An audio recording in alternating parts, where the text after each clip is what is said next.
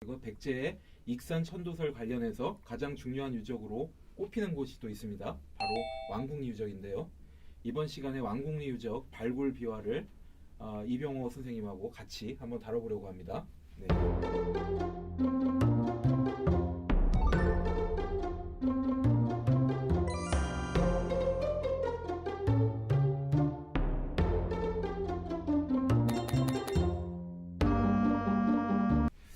이 왕궁리 이 이름이 이게 이제 거기 지명이에요. 이름부터 벌써 이게 이 왕궁이 있었다라는 느낌이 오네요. 네. 네. 왕궁면에 있는 왕궁리 유적입니다. 그러니까 지명이라는 것이 사실은 엄청나게 오래된 시간의 층위가 녹아 있는 경우가 많잖아요. 근데 이제 고려 시대 이후의 어떤 지명들을 보면 이것이 왕궁평, 왕거미 뭐 이런 식으로 불렸다고 나와요. 그러니까 어쨌든 이 지역 사람들은 암암리에 혹은 무식 중에 이곳이 왕궁이 있었다라는 어떤 전설이 계속 이어지고 있었다 이렇게 생각할 수 있습니다. 왕궁리 유적은 어쨌든 제 미륵사지와 더불어서 최대 규모의 어떤 백제 유적으로 꼽히고 또 유네스코 세계문화유산 지정이 또 됐을 뿐만 아니라 우리나라에서 가장 오랜 기간 발굴이 된 유적입니다. 무려 지금 30년째 30년. 발굴 네. 조사가 진행 중이라는 거죠. 1989년에 국립부여문화재연구소가 발굴을 시작했는데 올해도 발굴을 했어요. 그러니까 단일 유적에 대해서 이렇게 연차 발굴을 통해서 조금씩 하나하나 밝혀낸 것은 거의 예외적인 경우라고 할 수 있고 굉장히 또 한편으로 모범적인 사례다 이런 생각을 합니다.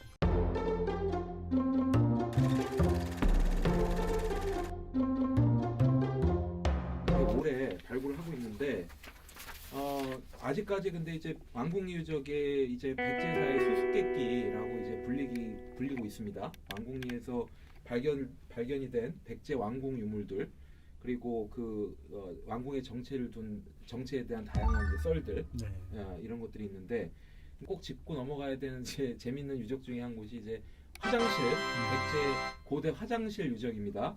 백제인의 화장실은 딱 이름만 들어도 흥미로운데 2003년에 익산 왕궁리 유적에서 어쨌든 국내 최초로 삼국시대 화장실 유적을 이제 발견해서 대형 유구만 3곳이 이제 나왔어요. 이 대형 화장실 유구의 규모를 보니까 구덩이 크기가 약 길이가 한 10m가 넘고 폭은 한 1.8m, 깊이는 한 3.4m 정도 되는 거예요. 그 구덩이가 좀 길다랗게 파여져 있는데 이게 뭐 상당히 길쭉하잖아요. 그거를 좀 뭐 어떻게 이용을 하나요? 뭐 거기 뭐 판자 같은 걸 놓나요? 한 3칸 정도의 구덩이 나무가 이렇게 있고 그 위에 판자를 놓고 이제 다시 약간의 어떤 간이 시설, 지붕의 어떤 차양이나 외부의 어떤 태양을 가릴 수 있는 시설이 있고 벽체 같은 간이 시설이 있지 않았을까? 근데 거기를 수세식으로 보게 된 근거가 구체적으로 어떤 게 있었죠 그때? 근데 중간 부분부터 뭔가 배수로 같은 것을 꼬리에 가는 그 부분이 약간 곡선을 이루면서 동서석축 배수로랑 딱 연결되는 거예요. 배수로가. 그렇죠. 밀어내는 거죠. 그렇죠. 그러니까 점점 수위가 올라오면 중간 부분에서 이제 흘러가지고 그렇게. 식사 중에 죄송합니다. 이렇게 그 배수를 통해서 곡물들이 이렇게 쭉 밀려갈 수 있게끔 설계가 돼 있다는 거죠. 그러니까 뭐냐면 여기 구덩이에 물이 차면 중간 부분이 넘쳐가지고 그 배수로 부분으로 흘러서 돌로 쌓은 동서석축 배수로로 연결되게 되는 거구나 라는 걸 알게 돼요.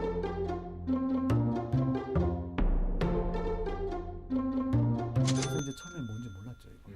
처음에 그래서 발굴할 때만 해도 이제 왕궁 유적에서 항상 나오는 게 뭐냐면 저장 시설이에요. 그래서 돌로 쌓거나 나무로 쌓는 어떤 창고 건물과 같은 것이 아닐까. 처음엔 그런 기대를 가지고 팠던 거예요. 그리고 뭐 씨앗도 많이 참외씨, 뭐 복숭아씨, 살구씨 이런 것도 가장 바닥층에 나오고 그 위에는 어떤 7세기대 백제 토기나 기와 파편들이 나오기도 하고 그래서 사실은 정확하게 이 유구의 성격을 알지 못했던 거죠. 근데 이제 그 광경에서 이제 좀 재밌는 얘기가 하다 보니까 뭔가 구린내가 이게 인부 아저씨들이 이제 아침에 이제 파기 전에 잠깐 모여가지고 이제 오늘 작업 무엇을 하고 안전 조심해야 됩니다 이런 얘기하면서 이제 딱 투입을 해요. 네. 근데 가기 전에 그 지역 그 유구 맡은 사람들이 자꾸 아저씨들이 안 가려고 자꾸 냄새 난다고 참고로 냄새가 나지라고 계속 의문을 가지고 과일이나 곡식 저장 구덩이 가능성을 이제 보고 팠는데 음. 어쨌든 냄새가 났고 네, 냄새가 그리고 구덩이에 어떤 이런 길쭉한 모양새나 심상치 않다고 느낀 분이 있었어요. 네, 그러니까 예. 보통 발굴하면 발굴이 종료될 단계에 음. 자문위원회라는 걸 합니다. 그래서 이제 이 발굴단이 혹시 놓친 게 없는지 검토하는 회의인데 그때 이제 외부 전문가로 고려대학교에서 이용종 이용종 예. 교수님이 오셨어요. 그래서 야 이거 보니까 일본의 도성 유적에서는 화장실이 반드시 있는데 이게 화장실 아니겠냐라는 가정을 가지고 그리고 또 이제 마침 냄새도 난다고 하니까 그렇죠. 그 제일 바닥층에 있는 흙을 퍼가지고 가져가신 거예요. 그렇죠. 그래가지고 시료 채취를 해서 그것을 고려대학교 의과대학 기생충 연구실에 이제 의뢰를 해서 봤더니 거기에 거짓말처럼 기생충 알들이 박박을 했다.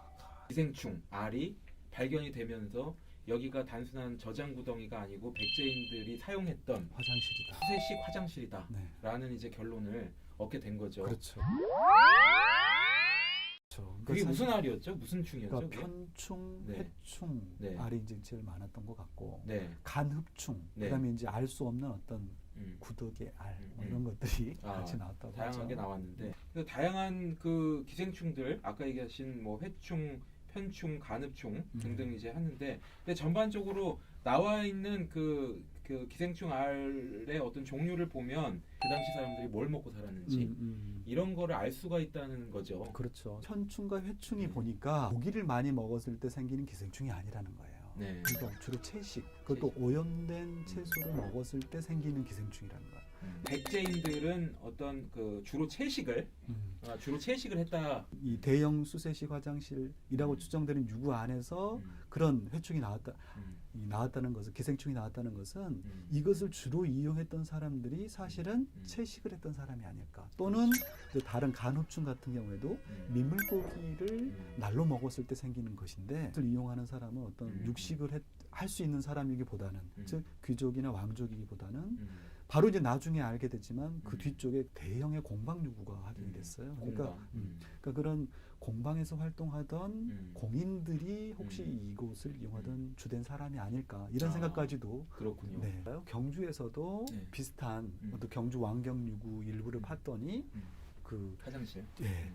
주택의 아주 기퉁이 부분인데 보니까 유구의 형태가 화장실처럼 보이더라. 그래서 실제로 거기를 파봤더니 역시 기생충이 발견돼서 화장실인 게 확정되기도 했죠. 네. 제가 그 말씀하신 월성 그 석조변기 그 현장을 제가 갔었어요. 네, 네. 취재차 갔었는데 진짜 딱 이제 발을 벌리고 두 발을 이렇게 딱 벌리고 이제 주저앉아서 본인을 볼 수 있는 그 모양이 나올 수 있게끔 그 석조가 석기변기가 딱 돼 있더라고요. 네, 그 지구 경주 지역에서 나온 것은 아무래도 격이 높은 그렇죠. 귀족의 가문이거나 아니면 그러니까 왕궁 일대에서 활동하는 사람들의 것이기 때문에 좀 더 격이 높았다고 그렇죠. 봐야 되겠죠. 네, 뭐 관리든 뭐든 사실 뭐 왕이면은 뭐 옛날에 조선 시대 때는 왕이 용변을 보는 매화틀이라고 있죠. 네. 그거 뭐 들고 다니면서 받아내고 맞습니다. 뭐 거기 어이가 뭐 이렇게 한 바퀴 냄새도 맡아주고 하면서 우리 또 지체 높으신 분의 그렇죠. 어떤 이 건강 컨디션을 체크하고 이러니까 네. 굳이 그런 구덩이에서 그렇죠. 해결할 이유가 없죠. 없고, 왕같이 지체 있는 사람들은 없고 이제 사실 또 재미난 게 이건 말고 그 유변에서 물론 깨진 채 나오긴 했지만 왕이나 귀족들은 그 대형 화장실을 이용했다기보다는 별도의 용기를 이용했음을 잘 보여주고 있는 사례라고 할 수 있습니다. 네, 언제라도 뭐 갖고 다니는 그런 화장실이 있으니까 굳이 구덩이를 팔 이유가 없었다는 건데요. 이게 지금 어쨌든 저 수세식 화장실 이런 부분도 이제 놀라운데 이제 쓸모가 없어진 쪼개서 뒤처리를 이렇게 하는 이제 밑에다 버리는. 사실 요즘 상상도 할 수 없는 일인데 이제 그런 것이